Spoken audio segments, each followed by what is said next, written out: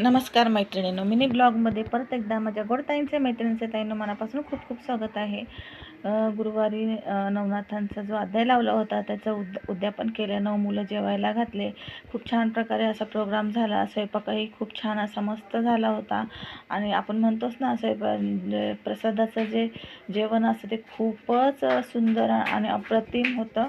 तर त्याच प्रकारे ना स्वयंपाक झाला होता.